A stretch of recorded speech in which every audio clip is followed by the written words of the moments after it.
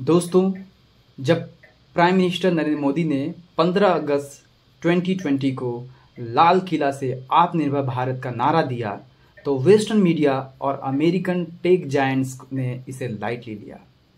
उनका मानना था कि इंडिया सिर्फ एक कंज्यूमर मार्केट है, प्रोडक्ट नेशन कभी नहीं बन सकता है। लेकिन आज रियलिटी अलग है।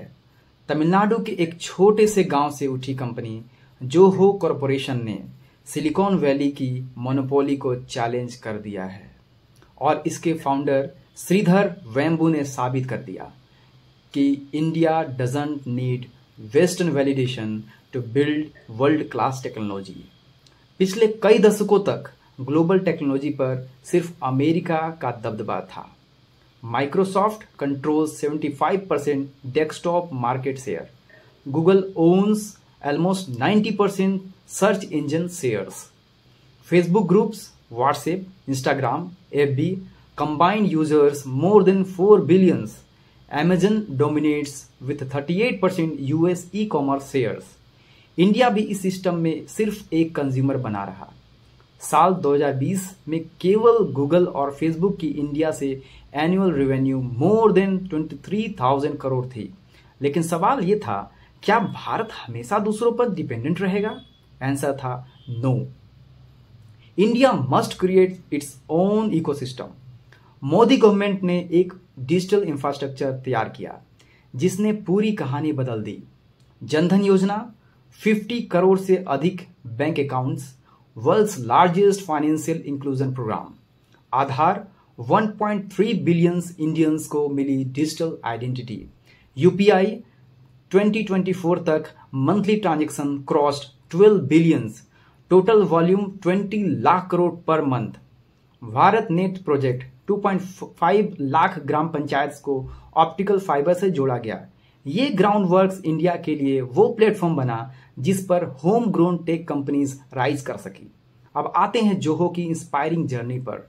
Founded in 1996 by Sridhar Vembu, headquarters Chennai और ऑस्टिन, लेकिन ऑपरेशन का बड़ा हिस्सा इंडिया से। Employees more than 12,000 world wide. Product more than 55 SaaS solutions. Customers more than 100 millions across 180 countries. Annual revenue 2024 approx 1 billion, जो कि 9,000 करोड़ है। सबसे खास बात, no Silicon Valley VC funding और इसके R&D सेंटर्स तमिलनाडु के रूरल एरियाज जैसे तेनकासी में ऑपरेट करते हैं। यानी इंडिया की मिट्टी से निकली इनोवेशंस जो ग्लोबल मार्केट में अमेरिका की बिग टेक फर्म्स को टक्कर दे रही है। 2017 से 2020 के बीच डोनाल्ड ट्रंप एडमिनिस्ट्रेशन ने इंडियन आईटी सेक्टर पर प्रेशर डालने की कोशिश की। H1B वीजा रिस्ट्रिक्शंस, जिससे इंडियन टेक माइग्रेशन 23% गिरा। इंपोर्ट टैरिफ्स कुछ आईटी प्रोडक्ट्स पर 15 से 20% तक बढ़ा। आउटसोर्सिंग रूल्स और भी स्ट्रिक्ट हुए, लेकिन इसका उल्टा असर पड़ा। इंस्टीड ऑफ वीकनिंग इंडिया, इसने इंडियन फर्म्स को सेल्फ रिलायंस की ओर पुश किया। Result, Zoho, Infosys, TCS, Wipro जैसी कंपनीज ने अपने ग्लोबल प्रोडक्ट लाइंस एक्सपेंड करना शुरू किया।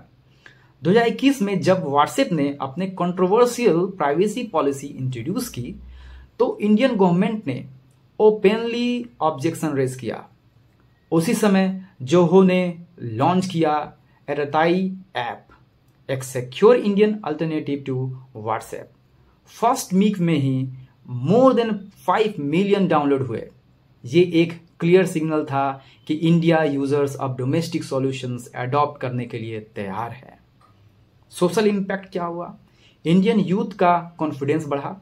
अब वो सोचते हैं, अगर श्रीधर वेम्बू एक गांव से ग्लोबल बिलियनियर बन सकते हैं तो हम भी क्रिएट कर सकते हैं। इकोनॉमिक इंपैक्ट क्या हुआ? इंडियाज SaaS इंडस्ट्रीज 2025 में 50 बिलियन वैल्यूएशन क्रॉस कर चुकी है। बाय 2030 टारगेट है $100 बिलियन का। इसका मतलब लाखों jobs and massive GDP growth. Political impact, अब इंडिया ब्लाइंडली वेस्ट के रूल्स फॉलो नहीं करता। डेटा सॉवरेनिटी और डिजिटल इंडिया एक्ट के जरिए अपने स्टैंडर्ड्स बना रहा है। डिप्लोमेटिक इंपैक्ट, यूएस और यूरोप अब इंडियन को सिर्फ आउटसोर्सिंग हब नहीं मानते, बल्कि एक स्ट्रैटेजिक टेक्नोलॉजी पार्टनर की तरह देखते हैं। आज सिचुएशन ये है कि अमेरिकन टेक जायंट को इंडिया के मार्केट की जरूरत है। गूगल, अमेजन, माइक्रोसॉफ्ट सबको यहां ऑपरेट करना ही पड़ेगा। लेकिन डिफरेंस यह है कि अब इंडिया के पास अपना अल्टरनेटिव्स भी है। हम सिर्फ एक डिजिटल कॉलोनी नहीं, बल्कि एक इमर्जिंग डिजिटल सुपर पावर बन चुके हैं। जोहो की स्टोरी सिर्फ एक कंपनी की नहीं है, ये उस नए भारत की कहानी है जो सिर्फ कंज्यूम नहीं करता बल्कि क्रिएट भी करता है। जब मोदी जी ने कहा था आत्मनिर्भर भारत, दुनिया ने मजाक उड़ाया, लेकिन आज वही दुनिया मान रही है कि India is dismantling America's tech monopoly. और दोस्तों, ये तो बस शुरुआत है। The real technological revolution is yet to come. अगर आपको लगता है कि इंडिया का टेक फ्यूचर ब्राइट है, तो इस वीडियो को लाइक और शेयर कीजिए। कमेंट में बताइए जोहो और श्रीधर वेम्बू की जर्नी का कौन सा हिस्सा आपको सबसे इंस्पायरिंग लगा।